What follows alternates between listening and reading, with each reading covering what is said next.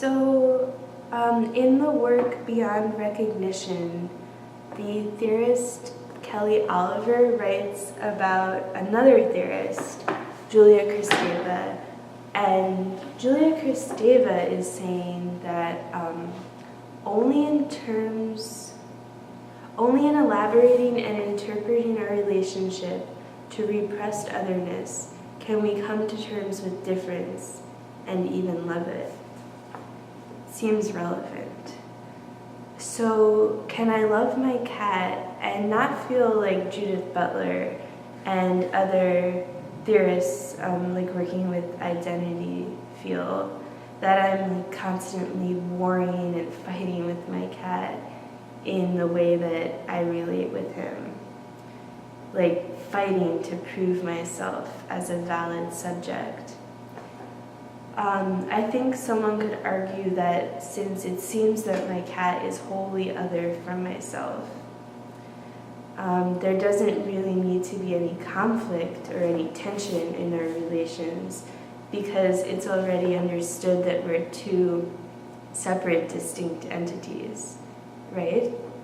Maybe, so in that way, is it actually easier and less conflicting for me to interact with my cat than with another person that I might be fighting to distinguish myself from?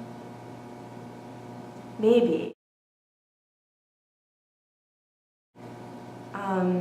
But also, is it already understood that we both have our own subjectivity, or do I really only understand that I have my own subjectivity, and am I just totally taking my cat's subjectivity for granted and still interacting with him in an oppositional, violent way, or in a way where I am taking over his own identity? Also, is it presumptuous for me to even think that my cat has an identity?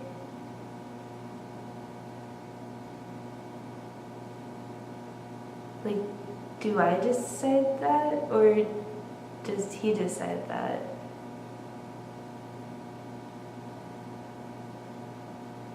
He hasn't gone through any rebellious stages, hasn't really run away at all, my roommate's other cat did, hasn't really started listening to rap metal or wearing black hoodies. So I don't really know, he still sleeps in my bed with me sometimes at night, and purrs.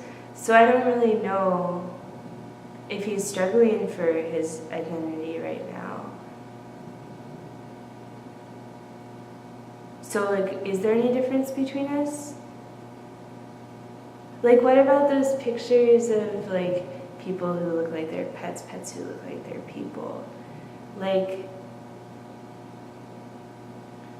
Maybe it's flawed for me to even think of the relationship in terms of difference. Maybe there really is no difference between me and my cat. Maybe that's what having a pet means. It's having an analog to oneself that one practices loving in order to learn to love oneself more. That might be totally not true, but it probably depends. So is the cat wholly myself or wholly other from myself, or in between? Do I love and respect our difference, as if I'm a perfect lover and just love and respect our difference? That seems really healthy. That's what I would maybe hope for.